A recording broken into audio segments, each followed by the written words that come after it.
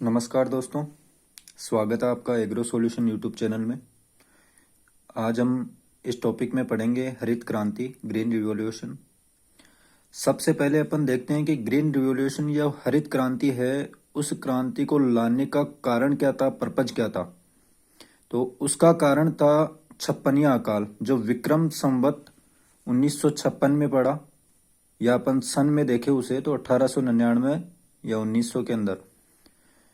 इसके कारण क्या हुआ कि पूरे विश्व के अंदर भूखमरी की समस्या पैदा हो गई। खासकर अपन अपने इंडिया के अंदर देखें तो इंडिया के अंदर क्या हुआ कि लोगों को खाने के लिए, कहने का मतलब दाने नहीं मिल रहे थे, मतलब अनाज नहीं मिल पा रहा था प्रॉपरली।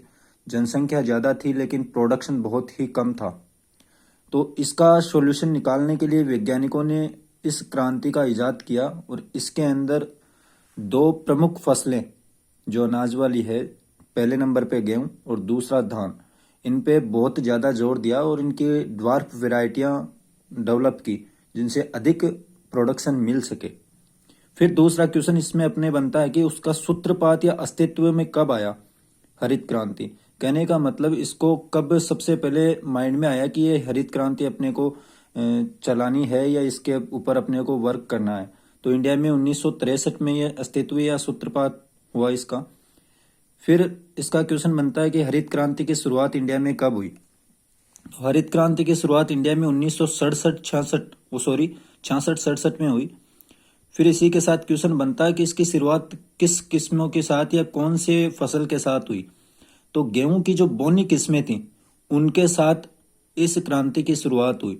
और उन बोनी किस्मों को अपन हाई यील्डिंग वेराइटी भी बोल सकते हैं कि वो अधिक उत्पादन देने वाली किस्में थी।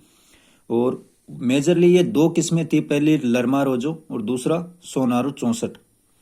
इनको विकसित किया गया सिमिट मैक्सिको के द्वारा। और मैक्सिको जो है, मैक्सिको को बर्थ पैलेस या burial ground of green revolution कहा जाता है। ये चीज ध्यान रखने योग्य है। फिर आता है कि अपने इंडिया में सबसे पहले हरित क्रांति किस जगह से स्टार्ट हुई या शुरुआत हुई। तो लुधियाना पंजाब, पश्चिमी गोदावरी गुजरात और तंजावुर तमिलनाडु, इन तीनों स्थानों पर सबसे पहले इंडिया के अंदर ग्रीन रिवॉल्यूशन स्टार्ट हुआ। फिर इसके आगे अपन देखेंगे कि जो ग्रीन रिवॉल्यूशन है उससे रिलेटेड जितने भी वैज्ञानिक है 2-3, उनका अपन ब्रीफ में देख लेते हैं। उनसे जो भी क्वेश्चन पूछा जाता है अपने को। इसमें पहला क्वेश्चन बनता है, विश्व में हरित क्रांति का जनक कौन है। तो N.E. बोरलॉग। और इससे संबंधित एक क्वेश्चन ये पूछा हुआ है, खासकर ध्यान रखना, क्योंकि इसमें अपन गलती करते हैं कि N.E. बोरलॉग को किस क्षेत्र में नोबेल पुरस्कार मिला। अपन पढ़ते तो उसको एग्रीकल्चर सेक्टर में है, लेकिन इसको शांति के क्षेत्र में नोबेल पुरस्कार मिला था 1970 में। तो ये क्वेश्चन ध्यान रखना। फिर भारत में जनक M.S. स्वामीनाथन को बोला जाता है और M.S. स्वामीनाथन को विश्व का पहला खाद्य पुरस्कार 1987 के अंदर मिला। एक दूसरी ध्यान रखने योग्य चीज है कि इन्होंने एक व्हीट रिवॉल्यूशन नाम की बुक लिखी थी। फिर तीसरा क्वेश्चन यहां से बनता है, हरित क्रांति शब्द किसने दिया। तो विलियम गॉड ने दिया। साथ ही सतत हरित क्रांति शब्द M.S. स्वामीनाथन ने दिया। हरित क्रांति शब्द तो विलियम गॉड ने दिया, लेकिन सतत हरित क्रांति शब्द M.S. स्वामीनाथन द्वारा दिया गया।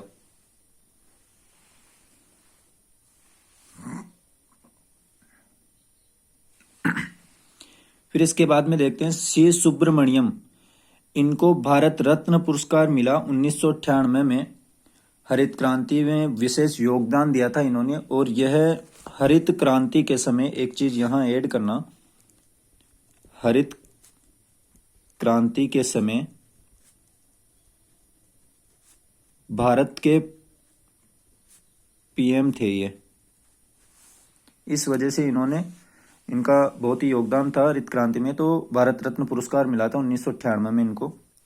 फिर देखो, जो गेहूं की और चावल की किस्में विकसित की गई और गेहूं की खासकर जो ड्वार्फ वेराइटियां थी उनके लिए उत्तरदायी जीन पूछते हैं अपने को एग्जामिनर कि गेहूं में बोनेपन के लिए उत्तरदायी जीन कौन सा था। तो एक तो था नोरिन 10, जिसको विकसित किया गया N.E. बोरलॉग द्वारा।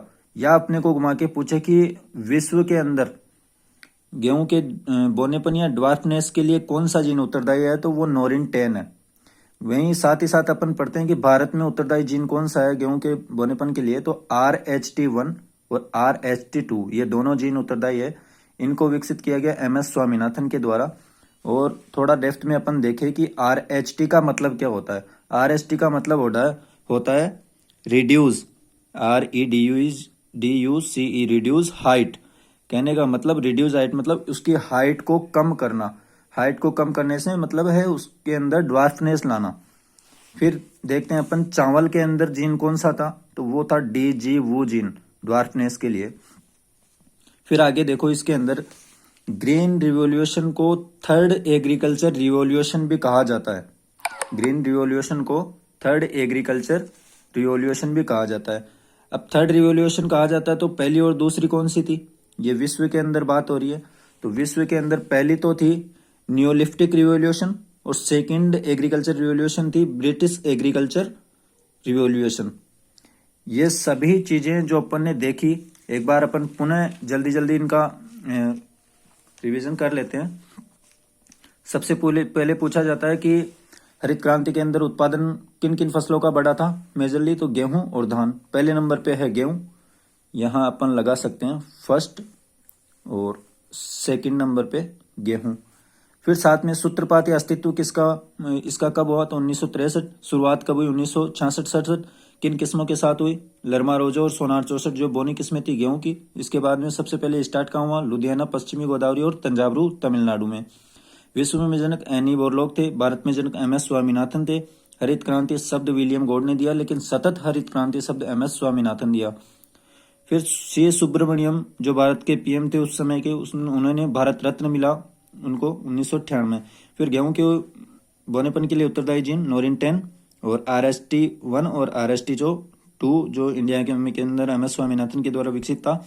और चावल के लिए DGO जीन था। और RST का मतलब देखें तो रिड्यूस हाइट होता है। और ग्रीन रिवॉल्यूशन को थर्ड एग्रीकल्चर रिवॉल्यूशन भी कहा जाता है। Thank you.